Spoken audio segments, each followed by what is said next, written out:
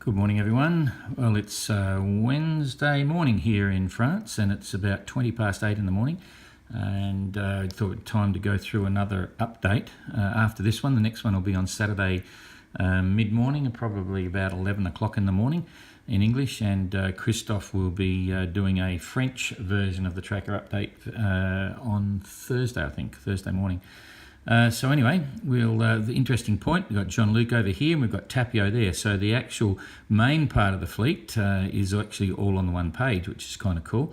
And then at the back end of the fleet here, we've got Suhaili, Mark and Igor. So we'll just have a look at them first.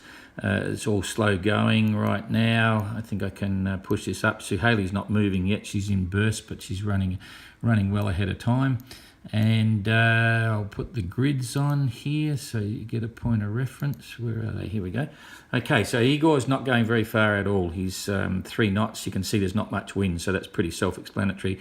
Mark's doing a bit better, 4.1 knots, having a pretty good time. We had a good chat on the phone the other day, hoping to get some water, but there's none there right now. So these positions are about 2.5 hours old, by the way, so all looking pretty good. So let's just... all right, let's just slide this forward to see what weather they're going to get in a day's time. Bingo, Mark's in a big hole. There's a huge area of no wind.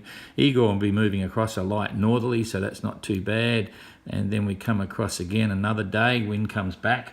Igor should be flying along at that stage, maybe back to 5 knots or so with a southerly, good strong southerly, and Mark will get going. This might be enough to get him down to 40 now. He's keen to get down there. I think he understands it's time to go east and everything seems to be reasonably stable. So that's cool. That's the 16th. That's 2 days away. So we'll just pull through another day. It dies out again. Very fickle. So Igor's slowing down. He's back to probably 3 knots or so. This is in... 3 days time. So good news is, once again, there's no big storms. This is moving forward another day. Generally light southerlies come forward a couple of days. By then Mark will be over here somewhere, so light southerlies, but Igor's going to fall in another hole. Poor guy. Or in Australia they say poor bugger. He's not going to have good winds for going east at this stage. He's still got the barnacles on the side. It's not quite right for him to get over the side and swim for it and clean them off, so he's got some drag. I haven't discussed anything about barnacles with Mark Sinclair. I don't think he's been over the side. I can't remember. So I'm assuming there's no dramas there. He's usually pretty good on that stuff, getting the right paint. So anyway, he'll have steady, slow progress and no storms. That's the good news. So that will leave them there, pull it back to real-time weather and come back across here. We'll just go for the what I call the middle fleet: Uku, Susie, Istvan and Tapio. Tapio had some slamming. He shortened sail quite a lot. He had some slamming last night, but it's now swung around to the northwest. He's doing 4.2 knots, got a nice breeze there, and that's going to hold.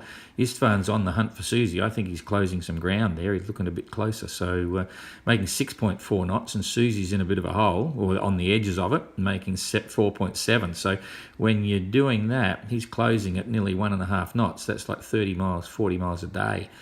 He can make up there, so it doesn't take long, but at least they're in the same weather system. So you can see here, Istvan, Uku and Susie now, they're not a weather system apart, which makes it achievable to change positions.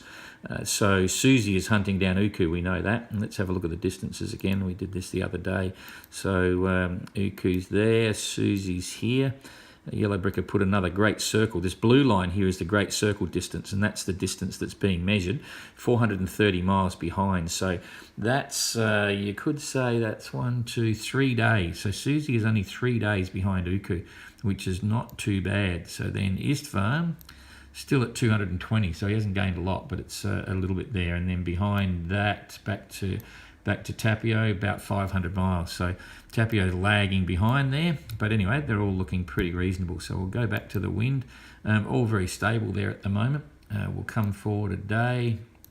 Here's a day, pretty much the same. Tapio's going to have some more headwinds here then. So not going to like that, or not headwinds, but forward of the beam. Istvan's okay. Susie's okay. Light northerlies. Susie's got a bit more breeze than Istvan rather, so he may pull away. Uku's going to fall in a hole, so he's going to slow down. That's good for Susie.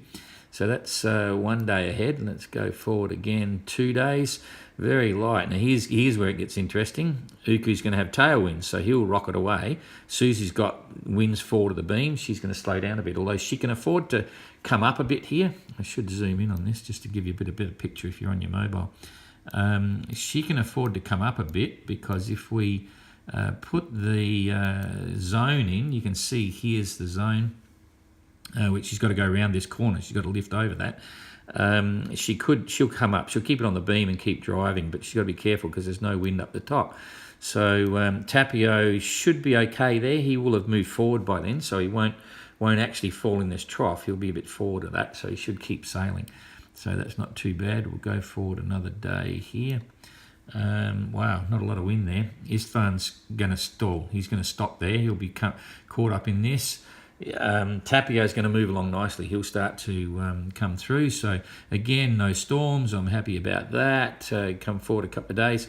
Okay, so this is the 19th. So it's 5 days in front. Tapio will be around here. This could turn into something here. It's a bit hard to say. Let's just see what happens. But certainly by then, Istvan will be 5 days. He'll be up here somewhere. So let's see what happens to this southeasterly. We'll just go forward a little bit. See if it starts to roll around. No, but it's going to come into some easterlies. Boy, that's not good for any of them. Tapio will be down here somewhere. He's going to have headwinds. These are strong headwinds. They'll be gusting 30 plus. So he's not going to like that. Istvan will be over here somewhere. He's got headwinds. He'll actually start heading north.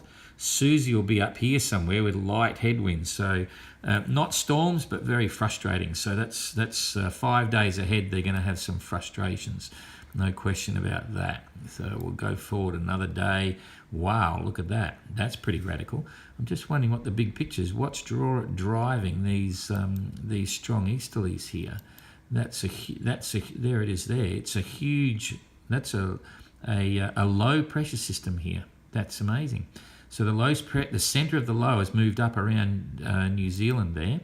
You can see it here. That's the whole system, and this is the side of it. That's quite, well, it's not unusual, it happens, but that's what's driving it. It's not good for any of these guys. They're going to hate that. Not a storm, but very frustrating sailing. And then after it, it all goes quiet. And this is the 22nd. It's a long way ahead.